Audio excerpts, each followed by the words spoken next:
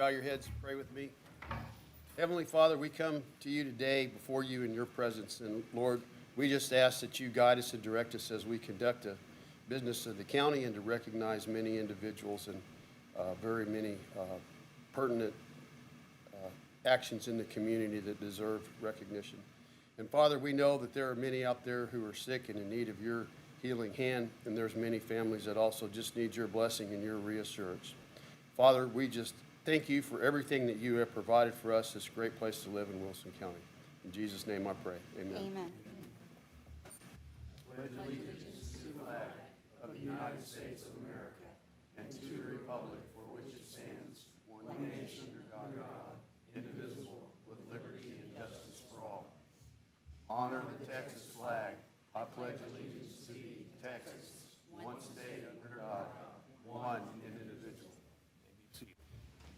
Okay, for the minutes, we have a quorum. We do have Commissioner King absent due to a family illness. Agenda item number 3, do we have any public comments? Ms. Cynthia Stafford? Good morning. Good morning. Commissioner King asked me to come this morning and let you know that until further notice, the collection facility will only be accepting household trash. We are in remediations with TECQ on some very minor deficiencies that they found based off of a complaint. So until further notice, the collection facility will only be accepting household trash. Thank you.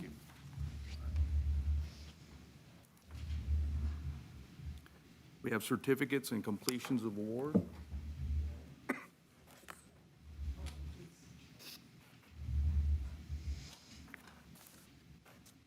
For the minutes, Tammy Burleson completed the intermediate ARC GIS Pro for the Next Generation 911, 24-hour completion. Same for Becky King.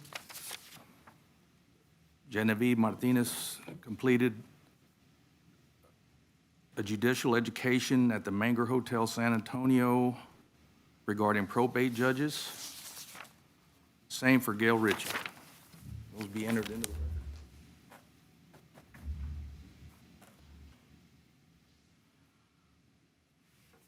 All right, agenda item number 5. I'm going to read this resolution.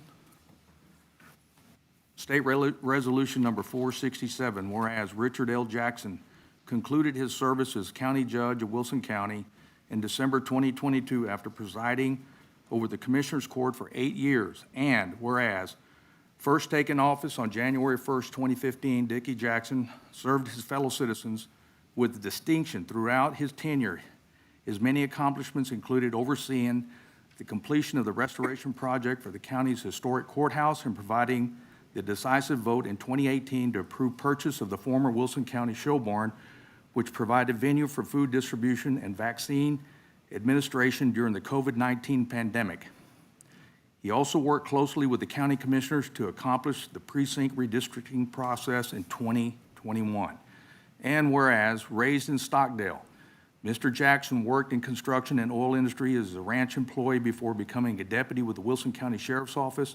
He went on to serve as the Justice of the Peace for Precinct 4 in Wilson County for 12 years. And whereas, retirement will afford Mr. Jackson more time to enjoy his hobbies of hunting and fishing and to travel with his wife, Valerie.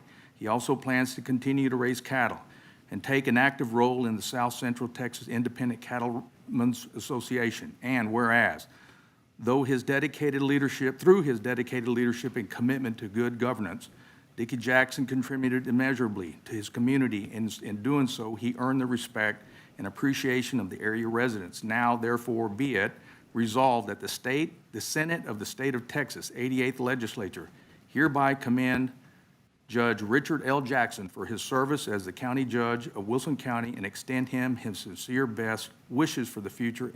And be it further resolved that an official copy of this resolution be prepared for Mr. Jackson as an expression of high regard from the Texas Senate. Judge, thank you for your service.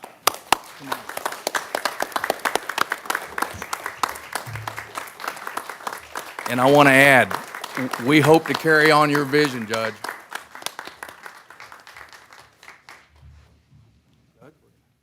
And if you'll let me, we got a copy. This is yours to take. This one will stay at the courthouse. Thank you. I appreciate it. Thank y'all. Have somebody take some pictures. Come on, commissioners.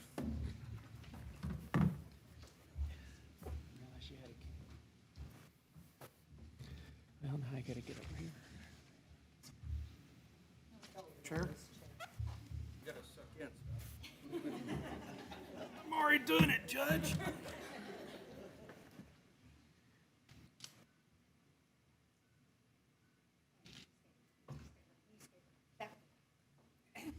Ms. Rip, you wanna come over here? Oh, yes, Miss Valerie. Rachel Really, said I had to first, get a you picture put up with with my the wife. 8 years.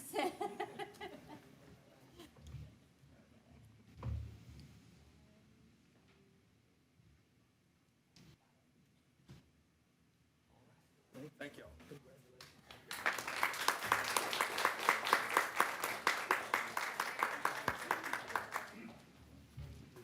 Sir. I missed it. Yeah, we'll do it. We'll do it. You gotta scrunch them back the other way.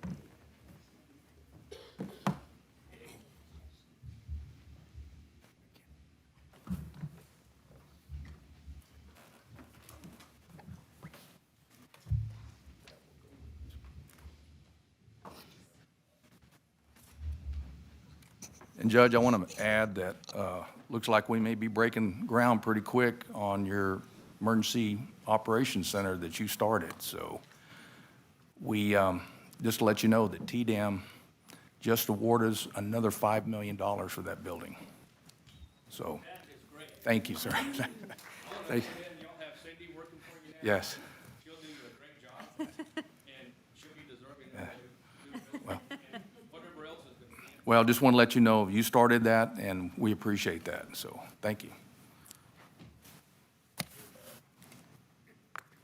All right, agenda item number 6, we have Allison Drebeck from the 4-H, present National 4-H Week proclamation to Commissioners Court. Sure, good morning. So next week is National 4-H Week, where a lot of our members really promote 4-H. They wear shirts to school, pass out items. You'll see kind of around the county, they'll decorate different business windows. So this morning, we have some of our county council officers with us. Stand up. So first, we have our parliamentarian. This is Emma Laffey. We have Second Vice President Mackenzie Seasongood, Treasurer Nicole Lee, and we have our President, Caitlin Delarme, and she is going to come read the proclamation that we'll have y'all sign. And while she does that, we have some goodies that they'll pass out as well to support 4-H.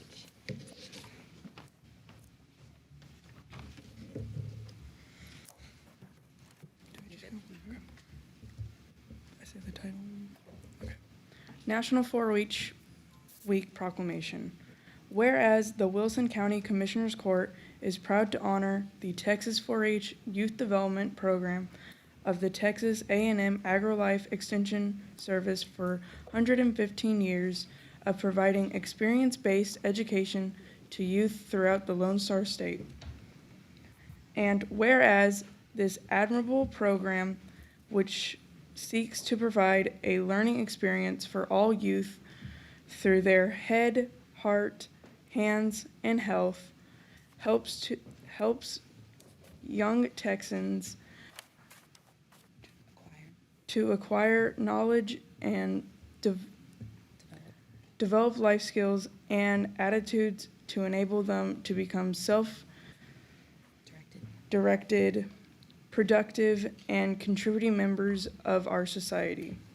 And whereas the program's more than 550,000 urban, suburban, and rural youth participants ranging in age from 8 to 18 come from diverse ethnic and socioeconomic backgrounds and truly represent a cross-section of the state. And whereas the program undoubtedly could not achieve the success that it has today were it not be for the service of its more than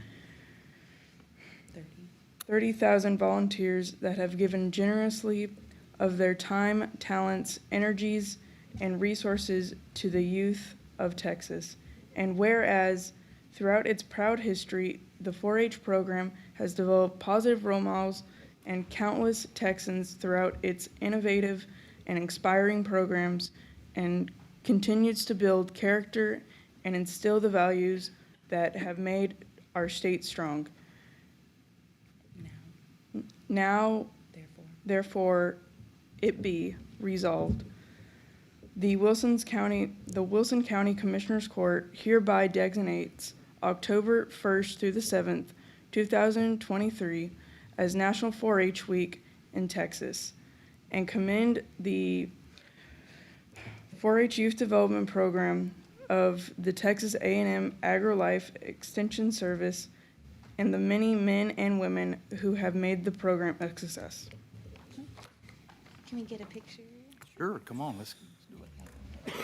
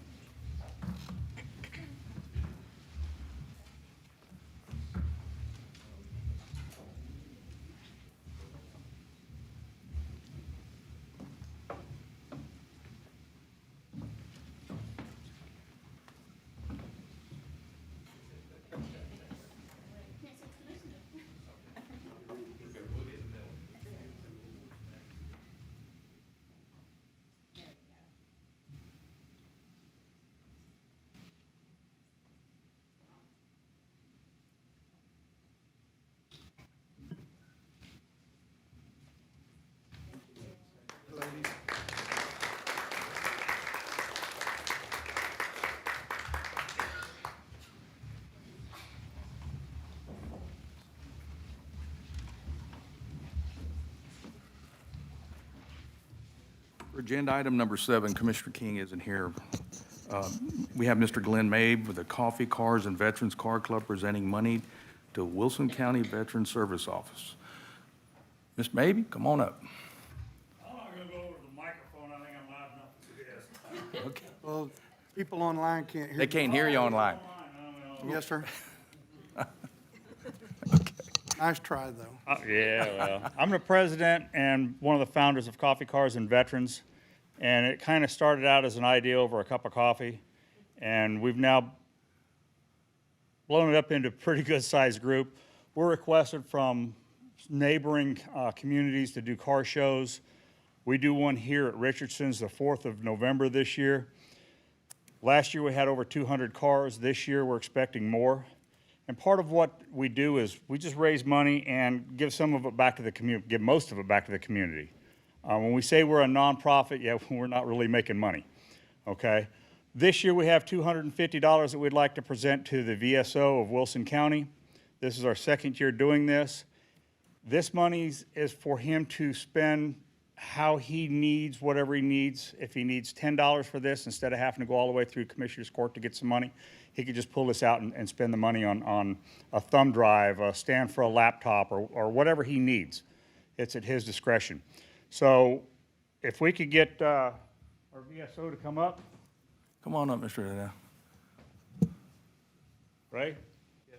It's our new VSO, Ray, and I have great faith in him that he's going to be able to withstand the pressures of being a VSO. Thank you, thank you. You got to give that to the treasurer, but you can hang on to it for a minute. Well then, Thanks, Ray. if I may, Judge. Yes, absolutely, you may direct.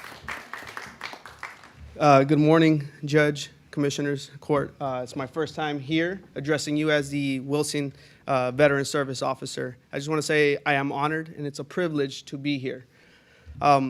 First and foremost, I just want to say thank you, God, for the opportunity to provide Wilson County and then everybody here to support what Wilson County is doing every day. Mr. Mabe, I just want to say thank you for your organization to continue to contribute to the Veteran Service Office. It is very important, as you know, that we are a small county, and sometimes our budget may not always suffice for different endeavors for our veterans. So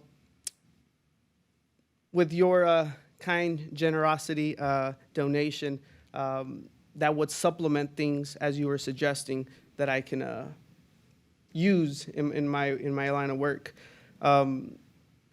It's just veterans giving back to veterans, and that's exactly what I will be doing while I'm here, is finding other ways to give back from one veteran to another. So again, thank you for your time, and thank you for that, Mr. Thank you Mayor. for your service. Thank you, Ray.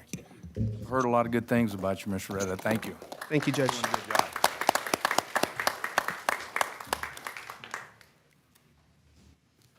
Agenda item number 8, we have Evan Horn from EY Samsung, presentation from Samsung on proposed battery project in Wilson County.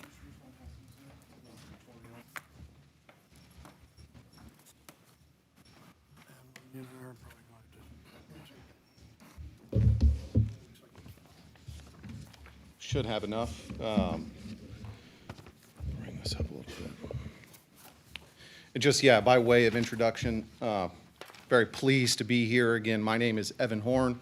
I work for Ernst & Young. I'm based out of Salado, Texas, just about 45 minutes north of the Austin area, if you know where that's from. But here today, I'm representing my client, Samsung C&T. And obviously, I think everybody's familiar with the name Samsung from household products and other things that you use. But obviously, they're a very large, global company that has different divisions. And this division here is building electrical infrastructure here in the United States. And so what they have been actively developing here in Wilson County is called the Marcelina Battery Energy Storage System. And I've had a chance, I had a short phone conversation with Judge Whitman. I actually did have a chance, even though Commissioner King isn't here, I had a chance to speak with him last week also to just tell them a little bit about this. And then based on those conversations, it was suggested I just come to the full court, tell you a little bit more about Samsung, tell you a little bit more about how these battery systems work if you hadn't heard about them. So without further ado, again, what we're looking at here is battery energy storage. So this facility is located, if you want to look at the map, right, if you want to have just a general sense of the location, it's in Precinct 2, and it's on a parcel that's between FM 541 and 2505 on the west side of the county. And what these facilities do, it's only located on about 20 acres of about a 180-acre parcel. So a relatively small footprint, but this is located next to an existing electrical substation. And what these battery systems do is they are effectively, best way to describe them is the pacemaker of the utility system, right? So it is there to maintain frequency of the grid. It is there to pull energy off of the grid when it's not as needed and deliver it back on the grid when there is a higher demand. While this technology is relatively new at this kind of what we call utility scale, where it can, store and deliver back energy to power tens of thousands of homes, it's the same type of technology that's in your, battery, handheld blower that you use at home. It's in your cell phone. It's lithium-ion batteries, but obviously at a very large industrial and utility scale. We just have a quick image here, right, of just a general sense of what this would look like.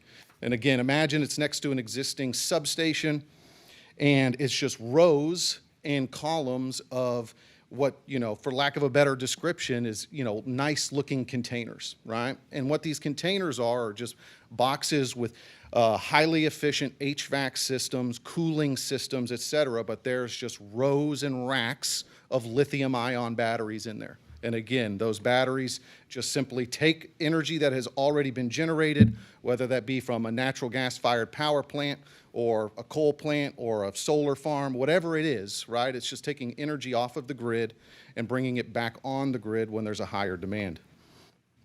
There's probably, over the last couple of years, there's now probably in the dozens of these facilities across the state of Texas. But again, this is relatively new in terms of, when you compare it to other forms of electrical infrastructure. Again, kind of what's unique about this is, again, not only is it just, kind of contained to about a 20-acre site for a facility of this size, that should they decide to build at this particular location, it's about a 12-month turnaround. So the earliest they could start is probably in Q2 of next year of 2024. And I got these dates wrong. Q2 of next year, and then going commercially operational about a year later. So it's about a 12-month time frame. If it was built, again, kind of other than supporting the electrical grid here in preventing brownouts, blackouts, and doing other things, again, kind of what is the biggest benefit potentially to the county? And it's definitely from a property tax perspective. A facility of this size could be worth, close to about $150 million in property tax values, which I'll go into in a little bit later. But again, while it is, a relatively short construction time frame, there'll probably be dozens of workers, right, out at that site, staying at hotels, buying gas, doing the other things, supporting the local economy. But we don't anticipate a major impact on roads, again, just kind of based on where the project's located, and just, again, we're not talking about hundreds or thousands of people coming into the county during this. But obviously, one thing we want to talk about with the county is if there was, for the county roads that we would potentially need to use, we want to enter into a road use agreement with y'all too, so that we have a commitment to keep those roads and return those roads into the same or better condition should this site be selected. Again, it doesn't require any water, right? It doesn't really require any other services, right, from the county. And obviously, it doesn't generate any electricity or do anything, so it doesn't have any sort of emissions either. So what we've seen most times is people, they'll see it because it's next to existing electrical infrastructure. The first time they see it, they'll think it's kind of new, but after about the fourth or fifth time, right, they just think it was the substation and it goes along with it. So again, fairly nondescript, not a major impact, even though there really isn't anybody surrounding the project. As I mentioned, kind of the next table, which is kind of interesting, we wanted to just show the possible impact on property tax values and taxes that this facility could generate should it be selected across all of the major taxing jurisdictions for this parcel. So you'll see here, obviously, I know that y'all are working through your 2023 rates and doing some other things, but so the numbers that you're looking at here are just based on 2022 rates. Right, Poth ISD, makes up over half of the total rate, as you can see, followed by Wilson County, the hospital, and some of the other smaller jurisdictions. But what we do here is we just compare to what the land taxes are, right, if nothing was ever built on this site, right, which is, like I said, probably not suitable for really any other form of development. And so if it just stayed in its same state over a 20-year period, what would the land generate under its current ag values? Across all of the jurisdictions, it would generate about $20,000 over a 20-year period. So again, you're talking about $1,000 a year, of which almost all, right, $500 of that is being collected by the school district, and just a couple $100, right, by the county. As compared to if this site was selected and if this facility was built, it would generate over that same 20-year period almost $14.5 million in tax. Right, just on this 120-acre parcel. Battery energy storage is very, very unique. While I represent petrochemical manufacturers, other forms of electrical generation, they have very, very large CapEx numbers, but it usually spans dozens, not dozens, but hundreds, if not thousands of acres. But here, this just all within 20 acres, you're containing about $150 million in value, which again is about $14.5 million over that period. Broken down, right, as y'all, right, as I mentioned before, Poth ISD is going to collect the most of this, right, at about almost $10 million in tax for the school district over a 20-year period, followed by Wilson County, in the millions, and Wilson Hospital, as a standalone jurisdiction on this table at just less than $1 million. But again, right, what we do is just kind of just show this comparison in tax, just so that you can just kind of really see the impact of what this facility could do. And again, last thing is just a map where you can see that, as I mentioned, it's only on a portion of about a 180-acre parcel, right? And so right now, this is kind of the proposed location, if you want to see that. But really, like I said, this was just an opportunity to kind of share some of the benefits, where we're at from the development stage of the process. So we've got site control. We've got a lease option if needed, right? If this site is selected, we're working with ERCOT on the interconnection process, right? So that's the big thing, right? Is understanding what it would need and what it would cost to actually interconnect with the Texas grid. They're working through that. We've done environmental studies, and a lot of the due diligence already has been done on the project to determine if this is a suitable site. one of the big things is, once we've kind of cleared those, initial hurdles, it then starts to turn towards financials, right? As you can see here, $14.5 million in property tax. Other than the purchase of electricity itself, it's going to be its largest annual operating expense. So what they try and do as they're evaluating dozens of locations within Texas itself is kind of find the most suitable location from a property tax perspective to minimize those expenses to help projects get built. So that's why I'm here today, and to answer any questions if this is the first time that y'all are hearing about battery storage systems in general. Yeah, That concludes my presentation. I think myself and the commissioners have a whole bunch of questions. Yes, sir. Number one, are you coming here anyway if we don't give you an abatement? That is to be determined. Again, we are not there yet. As I mentioned, I'm personally working on almost 10 other locations for Samsung that are competing with investment for this particular facility. So while it's not something we're requesting at this moment, we would definitely, along with the road use agreement and other things that we would need support from the county in, would want to discuss. So we went through this with our solar people. Yes, sir. A lot of questions never got answered, and they've never come back, and that's okay with us. Yes, sir. So is that 14 million with the 50% abatement? So otherwise it would be 28 million? Great question. Great question. So the school district, right? So let's just focus on kind of the major portion of this $9 million. There used to be a program that was in place called Chapter 313 that is no longer in place. Regardless, battery energy storage systems, even if that program was still in place, wouldn't qualify because it's not manufacturing a product. It's not generating electricity. Yes, sir. So what you are looking at here, the only incentive that is with these numbers here is just with the county. So if the project was built, right, based on the values and assuming, let's say, the tax rate stays the same over the 20-year period, right, that would be that. So no, it wouldn't, to answer your direct question, Judge, it wouldn't be 28 million. The only thing that I have shown, just to be conservative here, is again the noted 50% abatement with the county.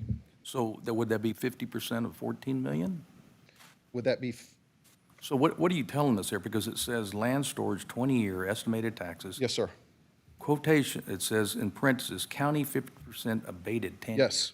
So that's a little confusing to me. Either it's 28 million or it's half of 14 million. What is it? I apologize, and yes, I'll be glad to clarify that. So it is not 28 million. What we're looking at here is the only taxes, right, that have been, let's call it, reduced, right, as part of this chart is on the Wilson County portion. So you see that one part that says 2.4 million in estimated on the second bar chart? Again, this is over a 20-year period as well, right? So over that first 10 years, right, well, let's just surmise that's about 1.2 million in tax. So the only thing that's been taken off here is potentially, 1.2 million in tax for the county. All of the other jurisdictions is just, again, assuming that it's valued at 100% of its market value by the appraisal district for a 20-year period, multiplied by those rates. I don't want to gobble up all the oxygen. Yes, sir. Commissioners, y'all, What guarantee do we have once they get this thing up and running, they don't sell it to CPS and then we don't get any taxes? Oh, fantastic question.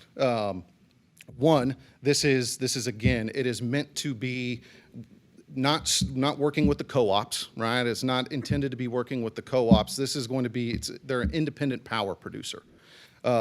So it will, as long as it is a kind of a for-profit entity, right? Ultimately, and that is their goal and intention to do this. They couldn't, the way that they buy and sell power at different prices wouldn't work within the co-op system. So again, that's not how this facility is being designed.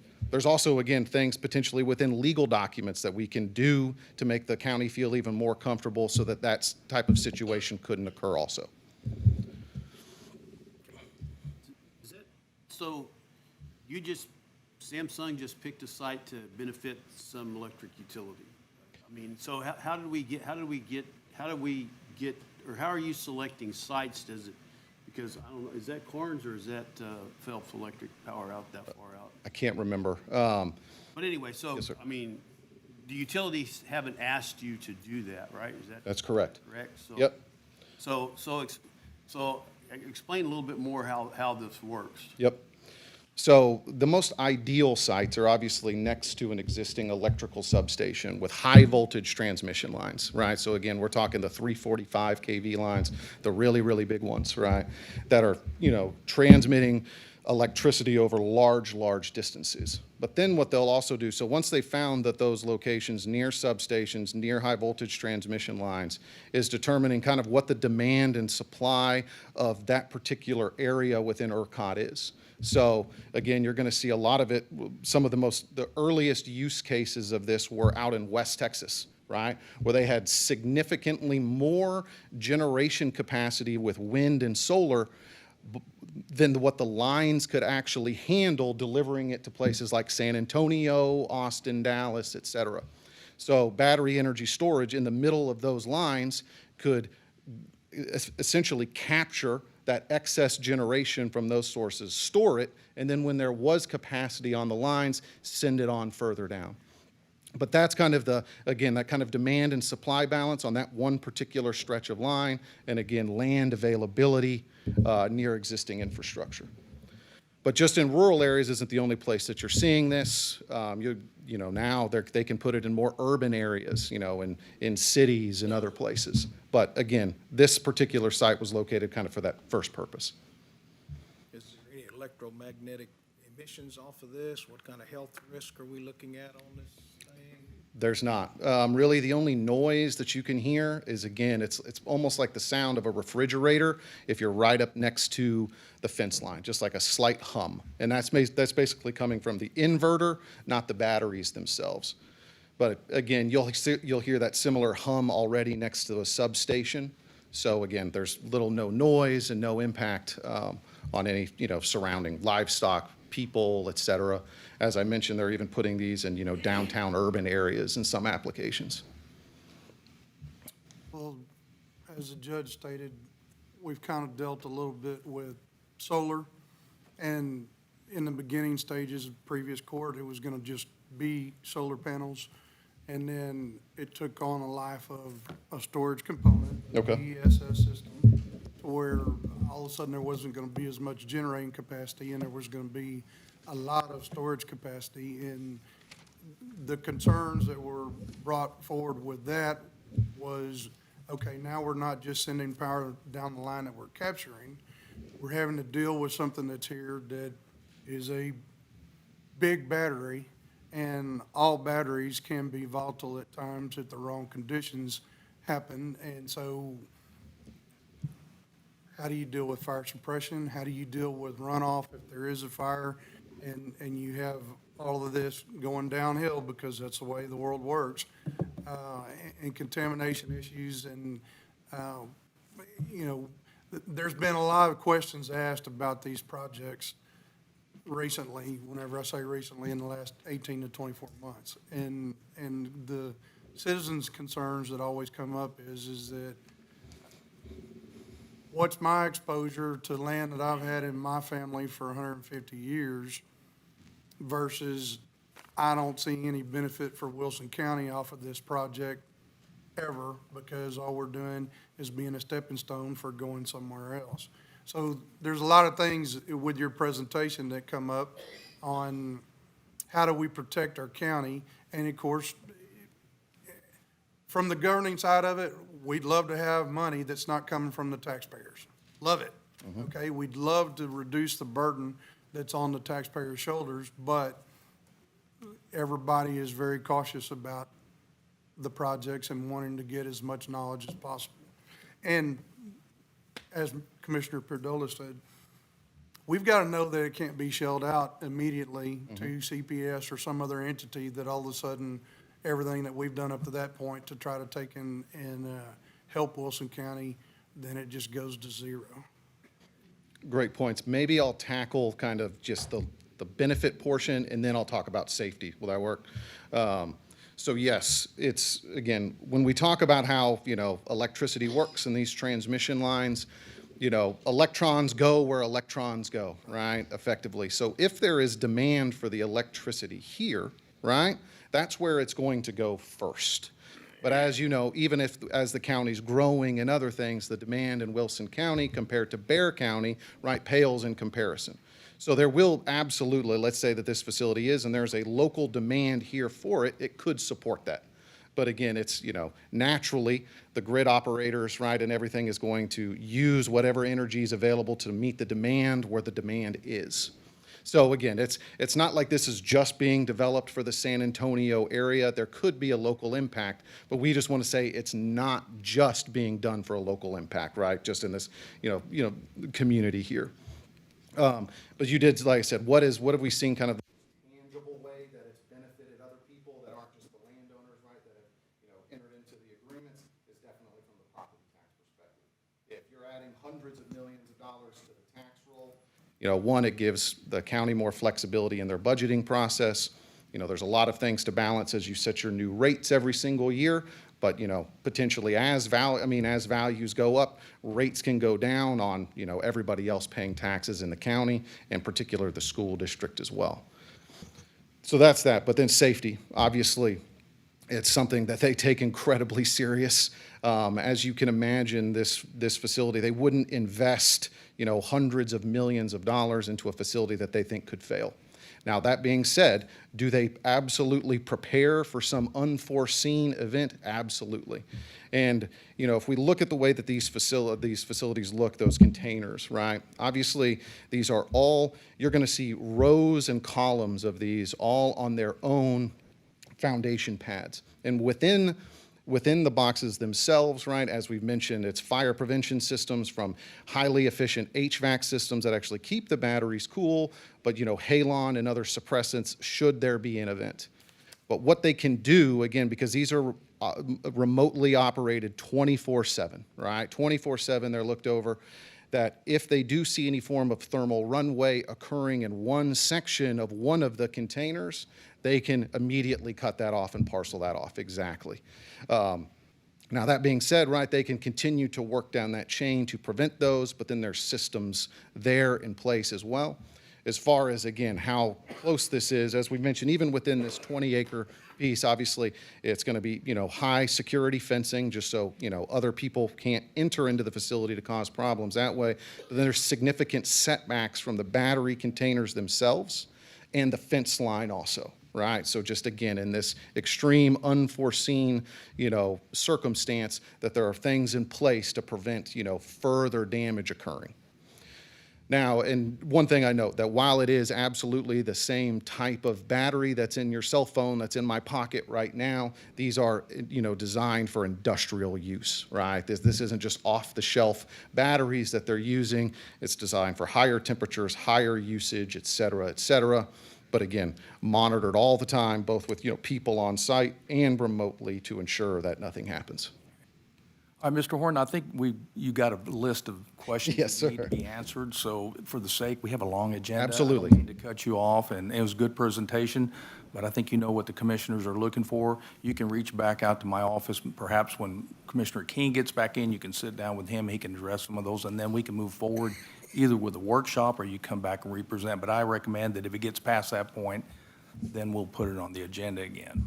Thank No, you. I appreciate it, Judge, and thank you for letting me take this time to share some about this project with you, and I'll look forward to talking more. Thank you, Mr. Horn, thank you. Are you ready? Your agenda number 13.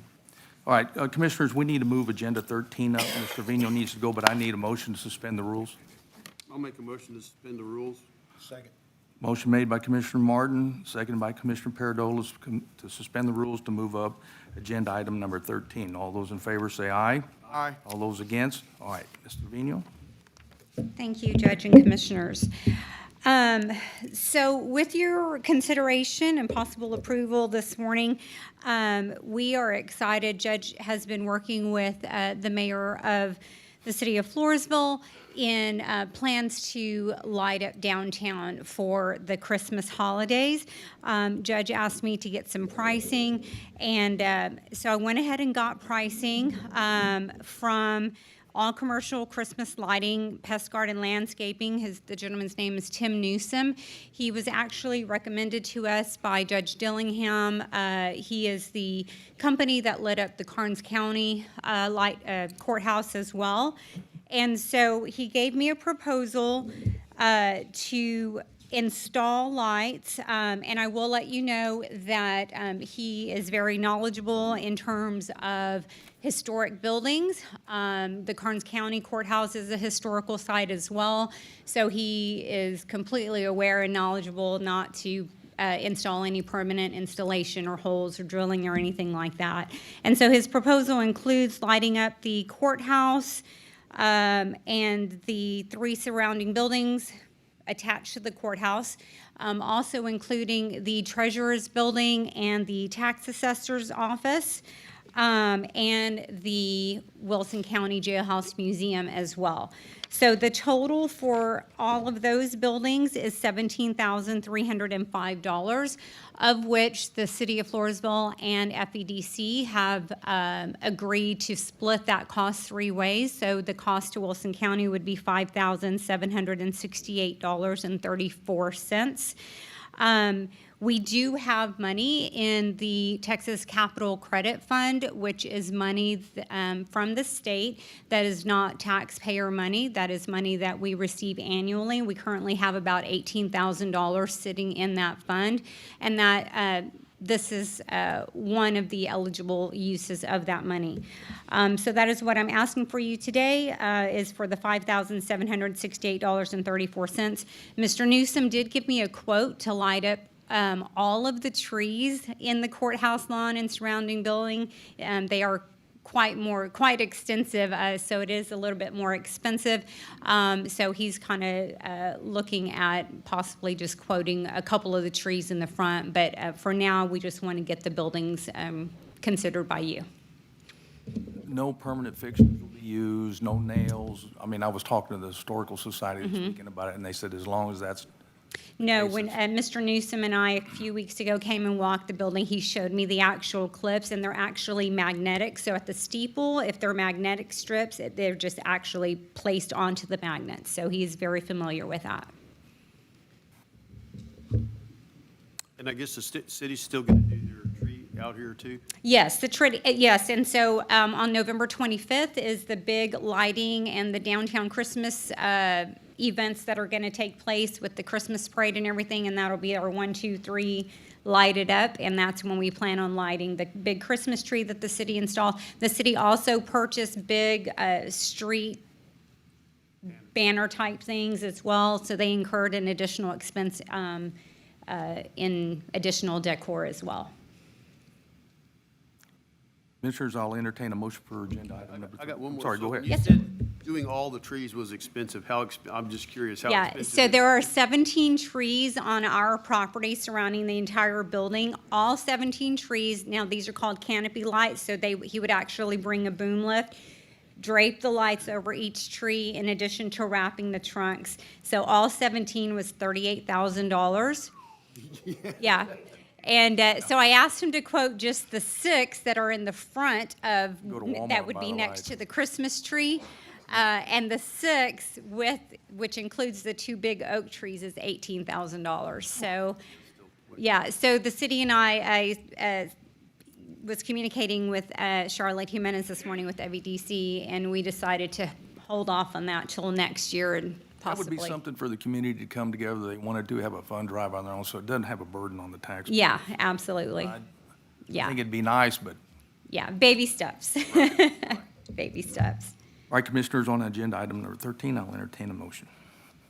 I'll make a motion to approve $5,768.34 to light the courtyard square, that being the county's portion, pulling it from budget item. What is the name of that fund? It's the Capital Credit Fund. Capital Credit Fund. Second. Motion made by Commissioner Martin, seconded by Commissioner Paradola. Is there any other discussion? Hearing none, call for the vote. All those in favor say aye. Aye. All those against, motion passes. Thank you, Judge. Thank you. I'm going to step out for another appointment, but I'm going to have Amanda come to present the bills at the end of court if I don't make it Okay. back.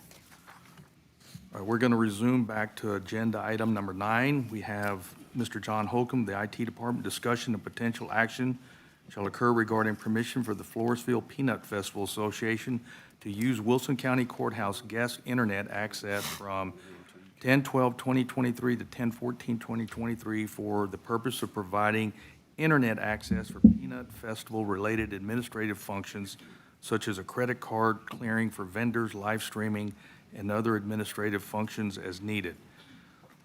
That's a long sentence. Yes, sir. That's A what run-on we call a sentence, run-on. probably. Okay. And he's got to make it all happen.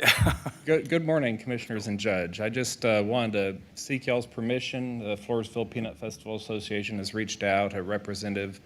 They used to use Phelps downtown, but that's not really available anymore for them. So now they're asking if they can use ours. It's similar to using the courthouse grounds. It would all be on the outside of our firewall, separated. They wouldn't have access to any of our internal infrastructure. It would be very secure, and most of this is going to be occurring outside of county business hours. So I don't think it's going to really affect any of our offices adversely, and there's really not going to be any additional cost associated with it. No undue burden on the county then. No, not from my perspective. As far as access to the MDF closet or any of the IDFs that are needed, we can, I can supervise that. So that would all be safe and secure as well. I'm going to have to take your word for those acronyms. I have no idea what you're talking about. Okay. Okay. Commissioners, regarding agenda item number 9, I'll entertain a motion. I'll make a motion that we provide internet access for the Peanut Festival-related functions. Second. Motion made by Commissioner Periola, seconded by Commissioner Aiken. Is there any other discussion? Just so for clarity for people watching, this is the same access that anybody that comes to our courthouse has free access to the internet, correct?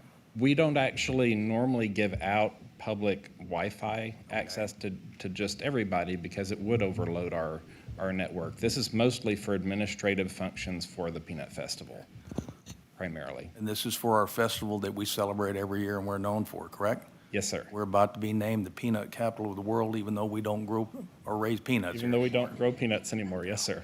Okay. No other discussion. I'll call for the vote. All those in favor say aye. Aye. All those against, motion passes. Thank you.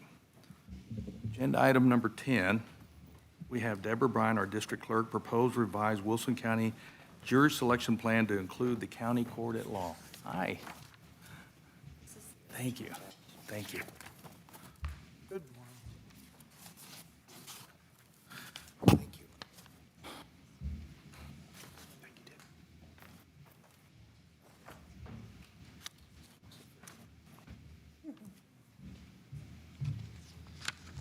Good morning, Deborah Bryan, District Clerk.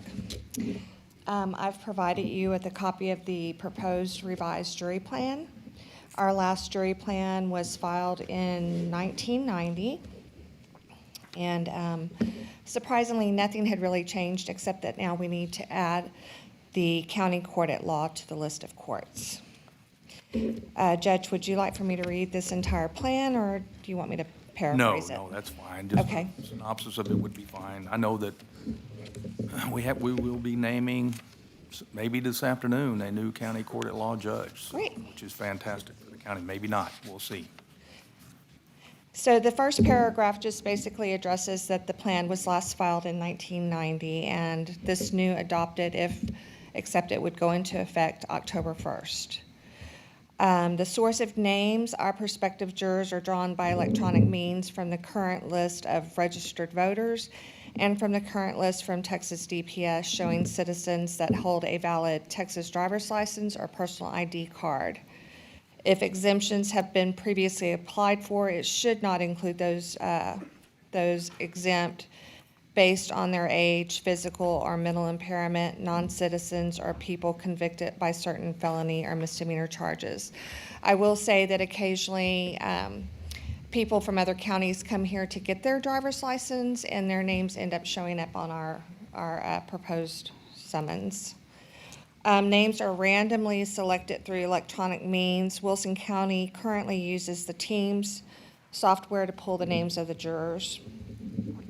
The district clerk is the designated official in charge of the selection process. Again, our summons are pulled through Teams and are compiled from a list obtained from the voter register, Texas DPS. Upon the direction by the judge, the district clerk, or a designee will summon the number of jurors ordered, and the jurors selected and qualified may serve interchangeably in all Wilson County courts. As far as the notice to prospective jurors, the judges of the court shall provide to the district clerk information regarding the required jury panels. A summons is printed with a specific date and time to appear and is mailed by first-class mail. A juror selected under this plan shall appear unless determined by the county officer or a designee by the court to be disqualified or exempt or excused for another reason. All costs incident to this plan shall be paid from the appropriate designated fund maintained by the county for paying the cost of jury trials. If the judge determines the amount of people selected is insufficient, he shall direct the clerk of the court to summons additional people. Court may hear reasonable excuses and release him or her from service entirely or summons for another date. The judges appoint the clerk of the court and court administrator as the designee in their court.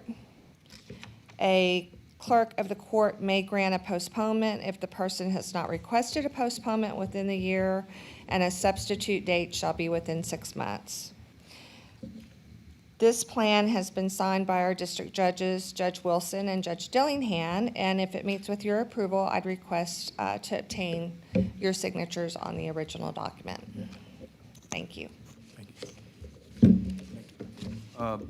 Commissioners, I do have the document here signed by Judge Wilson and Judge Dillingham. I'll entertain a motion. I'll make a motion to approve the Wilson County Jury Selection Plan. Second. Motion made by Commissioner Martin, seconded by Commissioner Aiken. Is there any other discussion?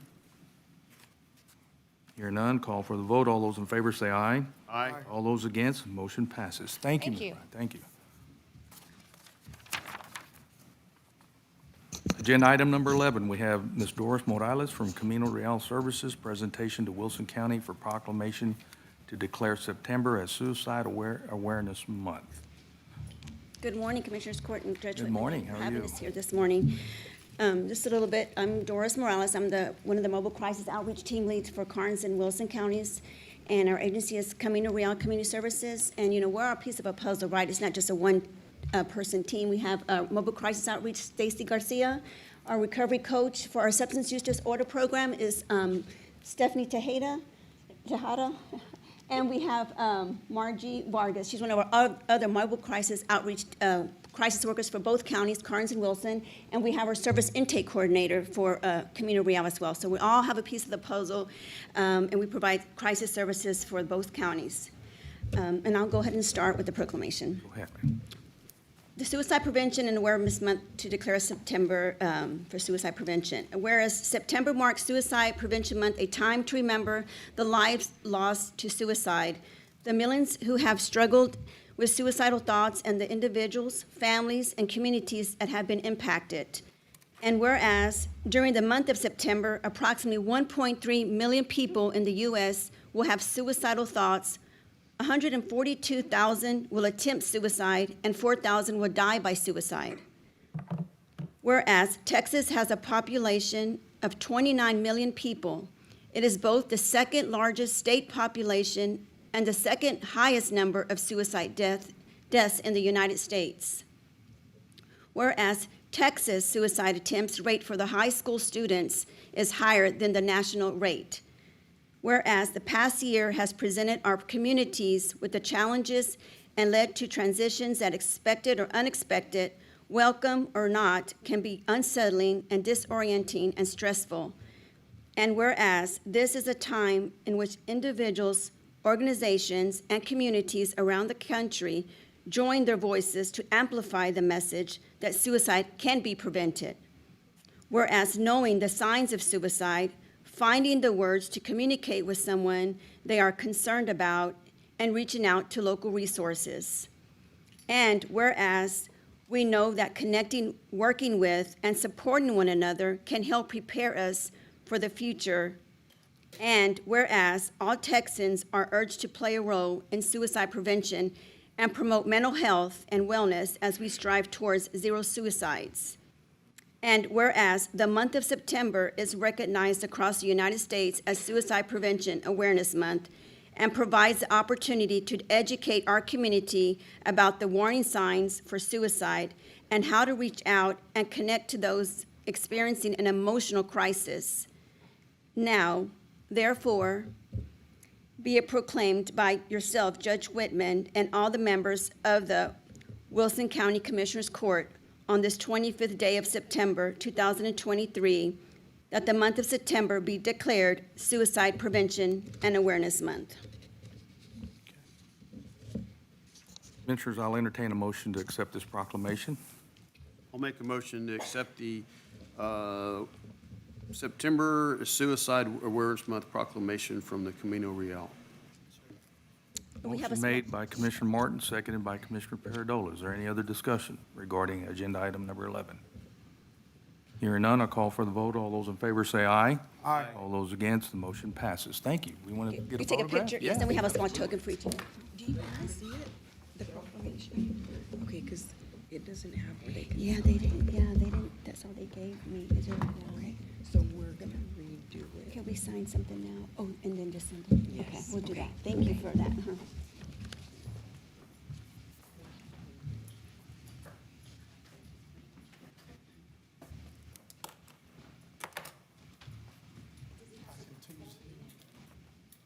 You do realize if you get all these pictures in the same edition, your readership's going to go down. Sure. Not because of our esteemed.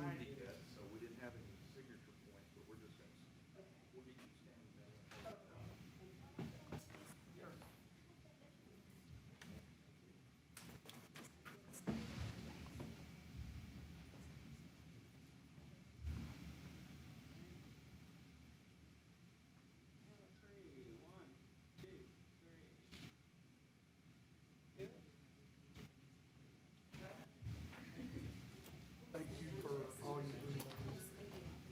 I know you all have been very.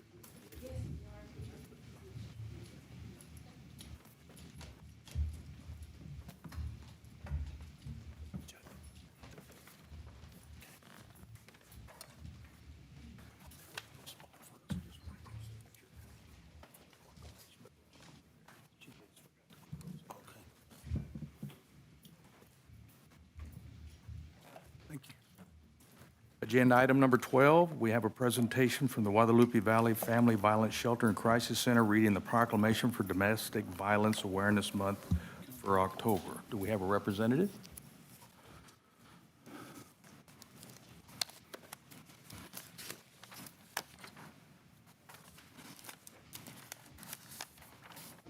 Hi. Hello. Introduce yourself for the record, ma'am. Hi, my name is Delilah Reyes. I am the new Executive Director for the Guadalupe Valley Family Violence Shelter. And I have Reagan Thibodeau here with me. She is our Community Engagement Specialist. Thank y'all for having us here. This was kind of an unexpected morning for me. Bobby Jo Robinson is our Wilson County advocate and normally comes to these, but she's out sick, so we're gonna let her, rest up and get to feeling better. I'm feeling the pressure right now because honestly, Judge, I don't even have the proclamation with me. Got a copy So, for you. oh, thank you so much. So I was gonna see if you wanted to read it, but I will quickly go over some of the stuff that we do, though. Do you want to read it, or do you want me to read it? One little mistake on there, you have Miss Eva Martinez, who's now she's the former clerk here. So it needs, Miss Genevieve Martinez needs to be put on there. So we can go ahead and read it and accept it, send us a corrected one, and we'll sign it and have it put in record. Okay, Not a problem. perfect.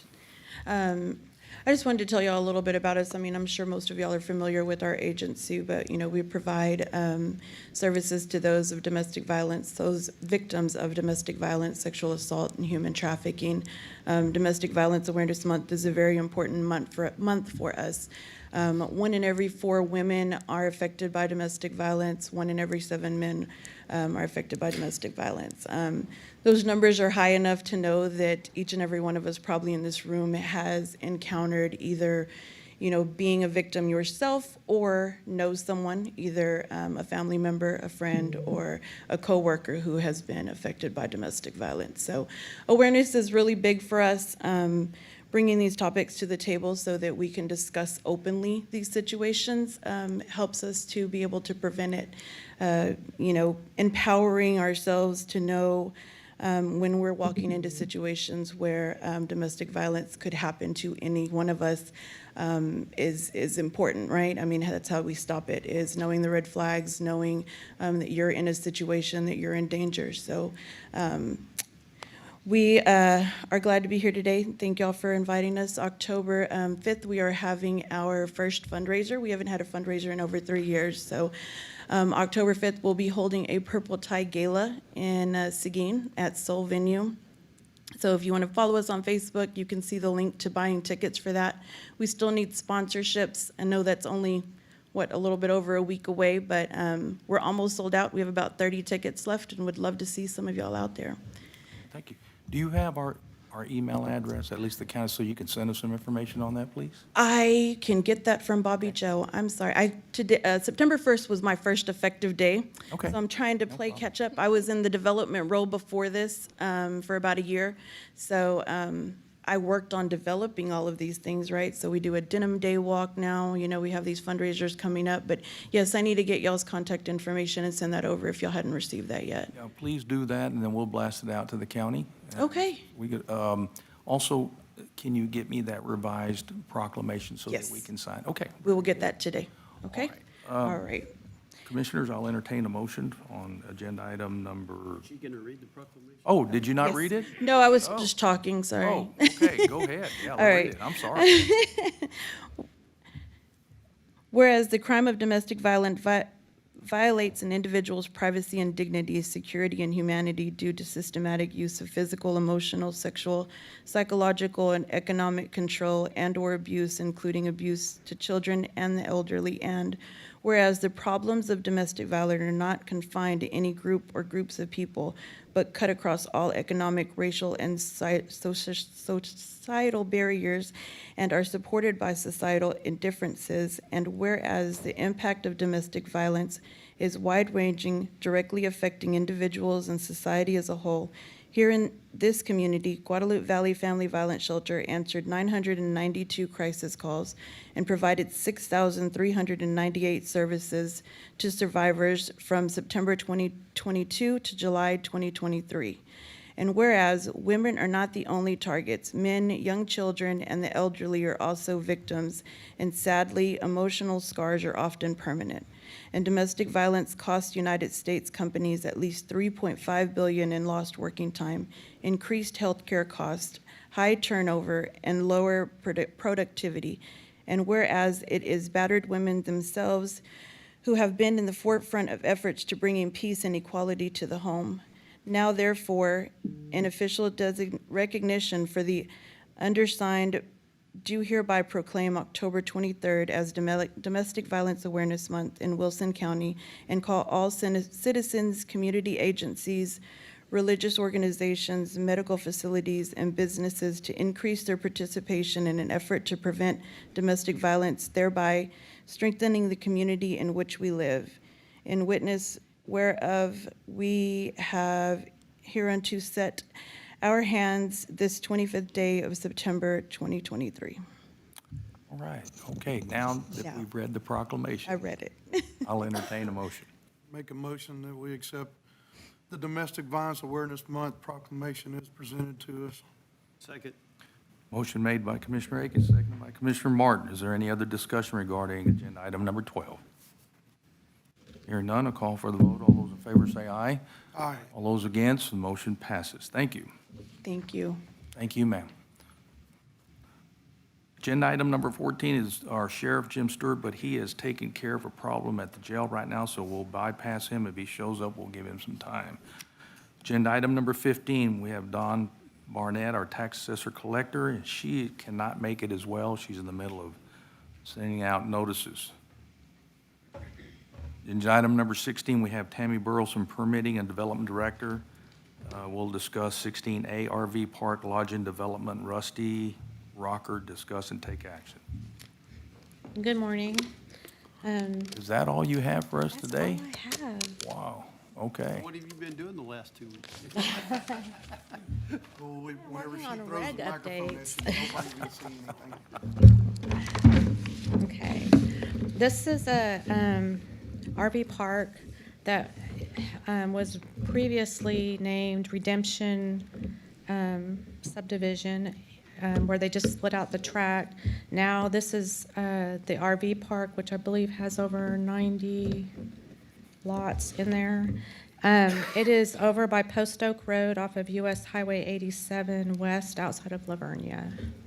And so it did get a favorable review from KCI as well as the review committee. Where's that close to, Commissioner? Just outside of Lavernia, going back towards Silver Springs. It'll be on the north side of the road. Living Way Church, Oh, okay, I know where it's at. All right. church property, I guess, is on the south side. Okay.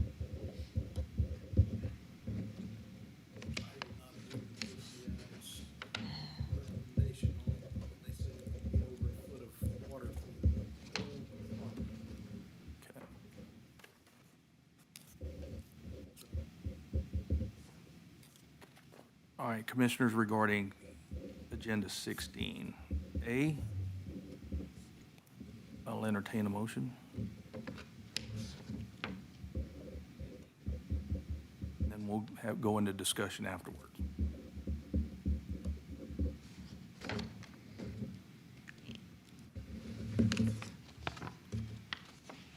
Motion since it received a favorable review to accept the permitting of the RV and lodging of Rusted Rock. Motion made by Commissioner Paradola. Is there a second? I'll second it. Seconded by Commissioner Martin. Is there any other discussion? I do have one. I'm a little confused on the letter here from KCI. On number 1, did you read that? We do not agree with the use of inverted crown roadways, nor do we feel that the bypass channel for this site is sufficiently designed. The drainage analysis of the site shows that the 100-year storm conditions will overtop the bypass channels along the south side of the property. Y'all want to come on up and talk about that? I mean, if there's an explanation, that's fine. I just want to, I'm a little uneasy about that sentence. Judge, good morning, Judge. Good morning, Commissioners. My name is Grady Kale.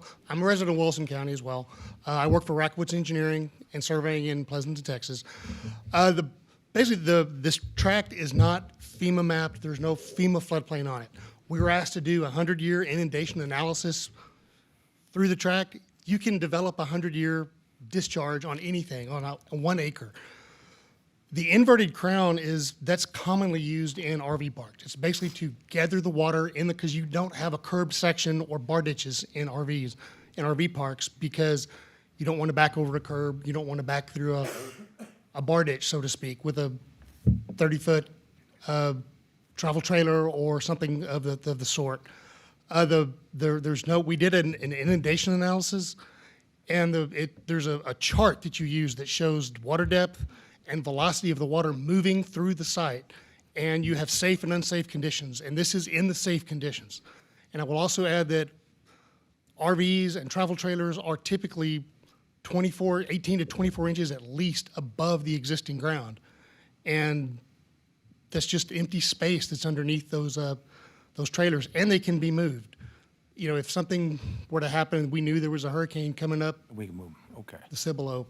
Okay, so just got to ask the question, is Certainly. it just like a CYA for the first part that you wrote in here to make sure, hey, I let y'all know that, the county? I did not write the letter, sir. That was KCI. I'm engineer for the owner, so. County, this is the developer's engineer. Okay, all right, so I was confused, I'm sorry, I'm just. No, I'm sorry. You see where I'm Put a going? disclaimer for the Yeah, county that's what it's in like, there? is that a disclaimer, or what's going on here, like, Commissioner? I don't understand why that's in the RVs there. are off the ground, but what about the cars and pickups that are gonna be in there? And I understand you can move them out of there, I mean, it's an RV park. Yes, sir. It's not a mobile home park. No, sir, it is not. These are their travel trailers. They will be moved out. I'm just cautious, don't want this to come back on the county and say, I y'all approved completely this, and now understand. here we got RVs and cars and trucks flooded, and Commissioner, you're the engineer, tell us.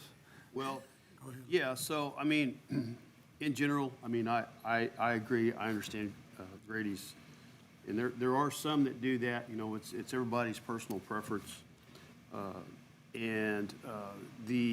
Correct me if I'm wrong, Ms. Burleson, but the regulations for RV parks require that they have to be ready to go in a moment's notice if the conditions arise that the park needs to be evacuated.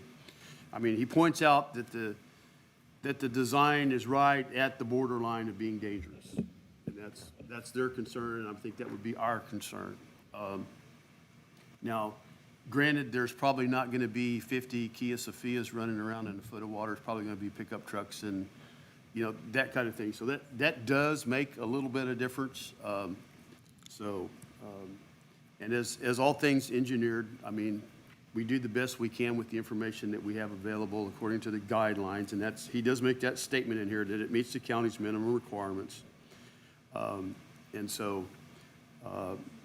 we don't always get a 100-year storm. And We haven't gotten one in quite a while. yeah, It'd be bad to have one. but it's coming, I guess, you know, Yeah, but yeah. I can also tell you that, you know, We need the rain. as everybody says, well, you know, we're supposed to have that storm once every 100 years. Well, no, that just means That's not what it means, no, sir. it's a % chance, because there was a period back in the 80s where we had like 3 years in a row where we had higher than a 100-year storm event. So anyway, but, yeah, and, I mean, as Ms. Evelyn, correct me if I'm wrong, I mean, the county doesn't accept any liability for anything anyway, so, you know, it's all on the responsibility of the developer and the owner, so, I mean, we wouldn't be.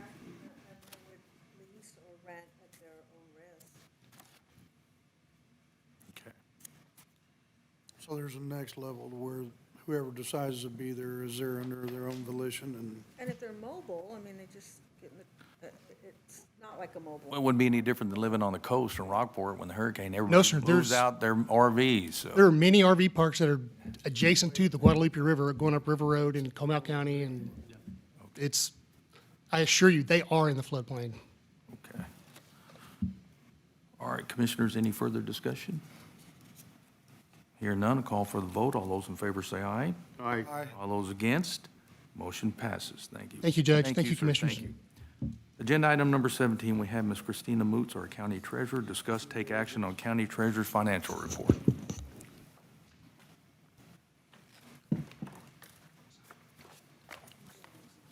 Morning. Thank you, ma'am.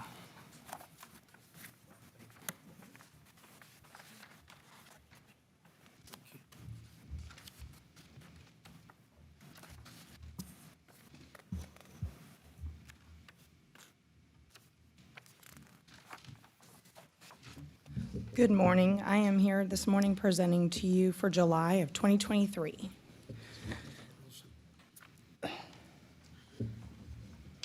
As usual, if you'll follow and see the second page after what I would call the title pages, you'll show our beginning and ending balances, if there was any debits or credits with all our checking accounts, as well as our CDs that we have at this current moment.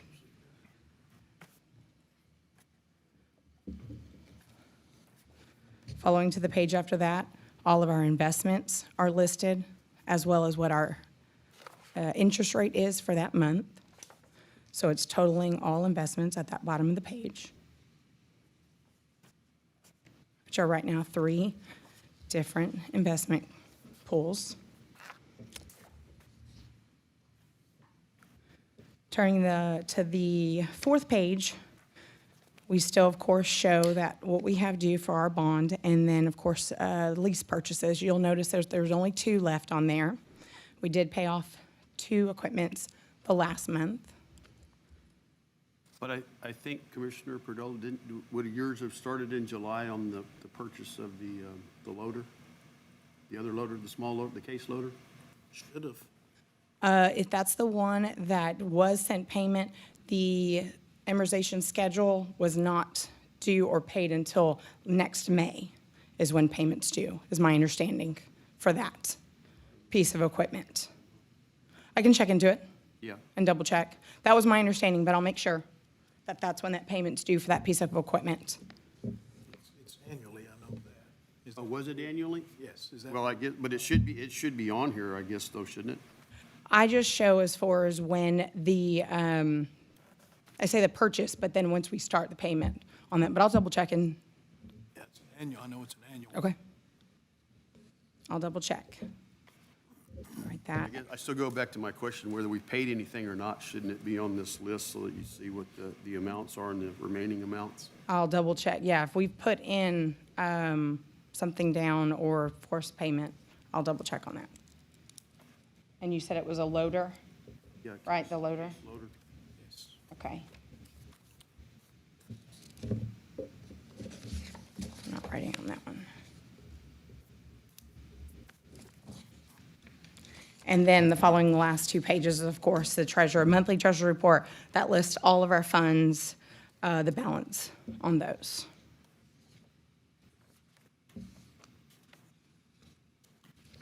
Tell me what that, on on 1604, the opioid settlement fund, what can and cannot be used out of that fund? I know we've used it. Let me check into that. I do not We've want used it to. to make some payments on, but that's no remember. Was, Okay. was it that, on that? Okay, because I didn't know if it was used for that fund or not. I believe. Yeah, we, where we transfer 1604 monies is that- out to yeah, do- we did to pay for those last radios. Volunteer last Oh, night for the- Fire department. It was 12, right? Yeah, something. The LCR payment, yeah. LCRA payment.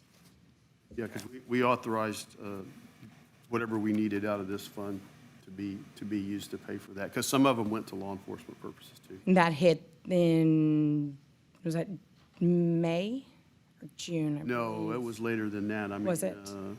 I know it was a larger No, chunk. it was closer to June or so, I wasn't it? think it was early, it might have been the first meeting in July, but anyway. Okay. Yeah, because if there was any transactions, of course, it would show, because this is July. That's why I was thinking if it was late May. But I don't know possibly how June. Ms. Trevino, since she had to step out, I don't know how she handled that, because she may have written a check out of the ARPA, and then we needed to credit back whatever were Transfer.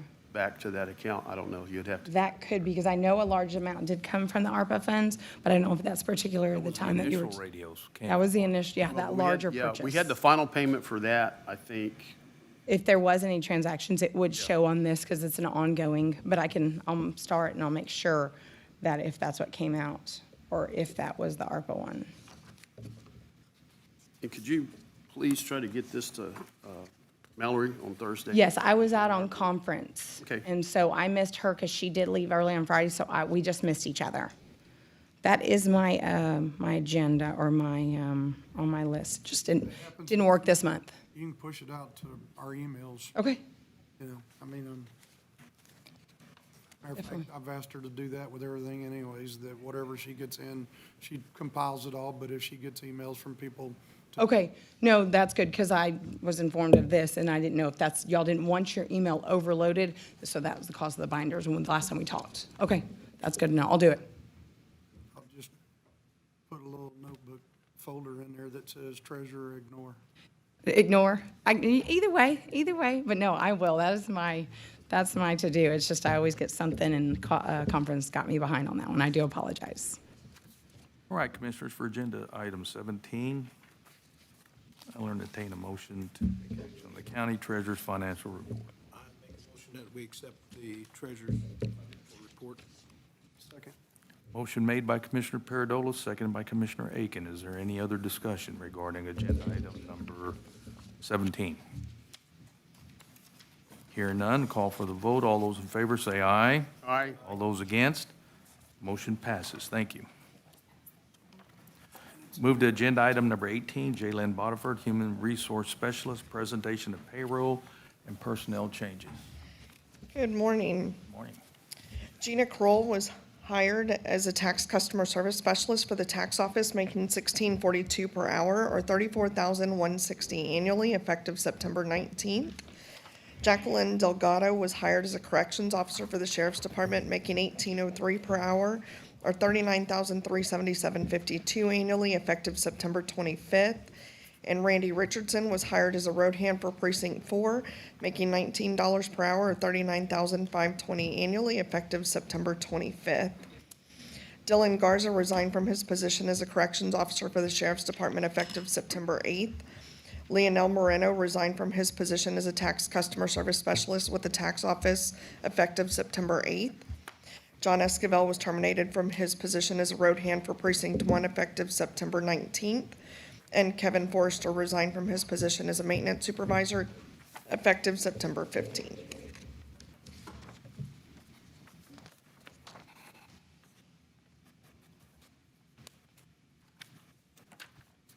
Thank you, Ms. Bodiford. Thank you. Any questions, Commissioner? Not an action item. Thank you.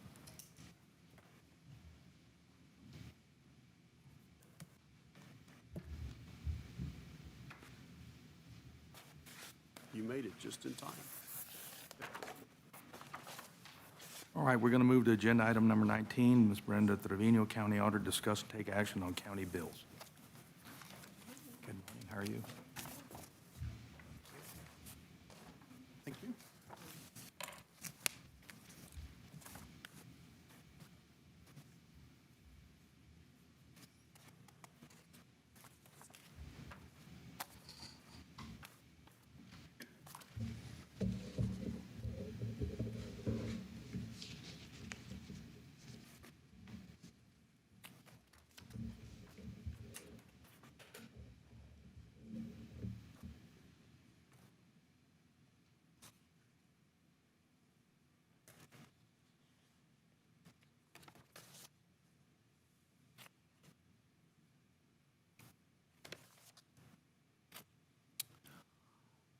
I have one question.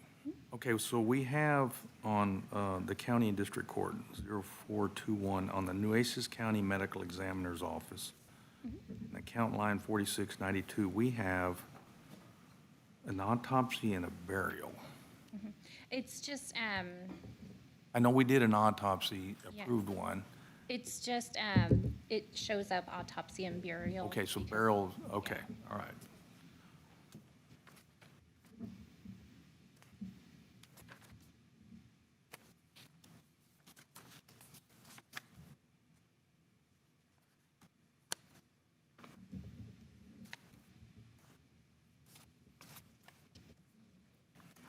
County judge didn't spend a whole lot of money this last time, did he?